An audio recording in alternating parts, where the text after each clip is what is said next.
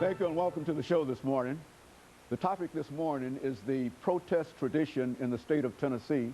And we have with us to talk about the earlier parts of the protest tradition in the state of Tennessee, Alana McLaughlin.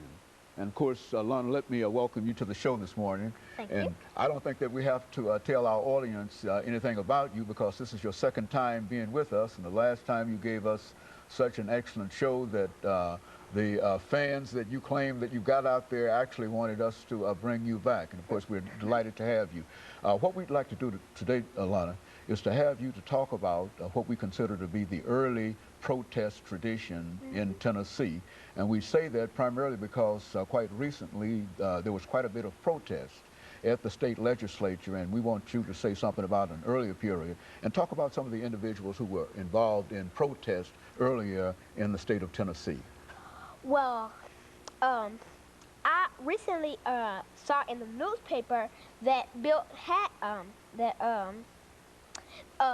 that some people were trying to change the law that some slumlords have to go to the governor, but to get a house and to make one. But they're trying to change the law to say that they can make a house and do whatever they want to without that. And personally, I think that's wrong, because they can do bad stuff in the house if they make it. And personally, I don't want that for our Tennessee and Nashville and Lebanon and Antioch. And so you would approve of the folks gathering in the state of Tennessee. And I say that because some people have said that, well, this is not Wisconsin, and therefore we don't protest in Tennessee. But tell us about some of the earlier protests that people did in Tennessee, leading to separation and segregation.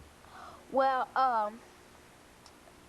I recently, another thing I saw in the newspaper was that that they were debating on if the laws will let college students carry guns on campus. And I don't really think they should do that. You don't like that law? No, I do not. Why would you oppose that?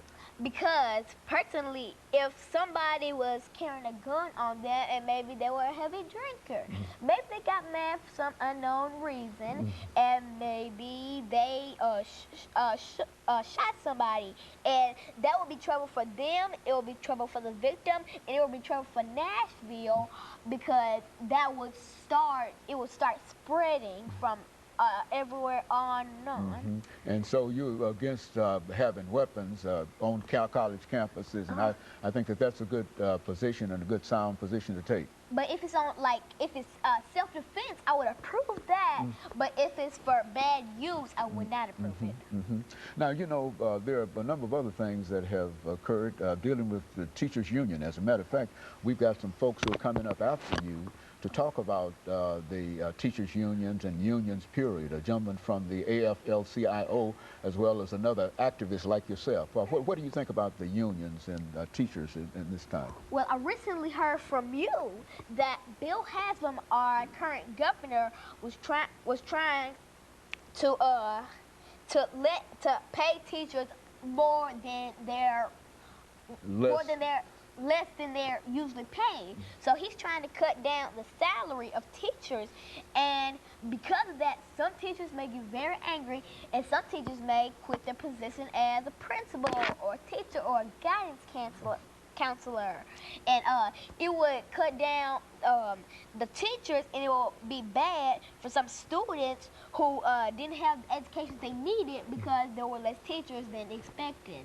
Now, you're big on this education as an activist, and people often say that perhaps that little girl, 8 years old, might not be able to read. Why don't you tell me something about your reading experiences to dispel that idea that somebody else is giving you information? Well, reading is basically the one thing that helps you live.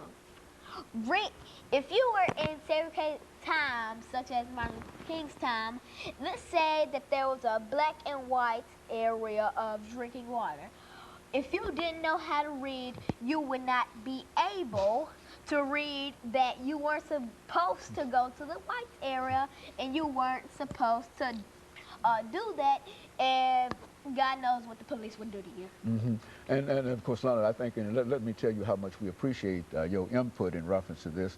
And we've got a couple of gentlemen that will come on, and this is about the end of this segment, but we've got a couple of gentlemen who will come on and who will give us essentially the same kind of information, but it will be within a different context. And they will talk about the AFL-CIO as well as the African American Cultural Alliance. But we think that the contribution that you've made by simply telling us what has gone on in reference to protest, you simply mean that protest is still alive and well in Tennessee, and we hope that many of the others will follow your example.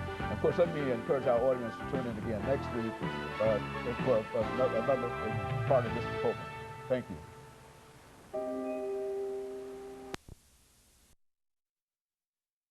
For today.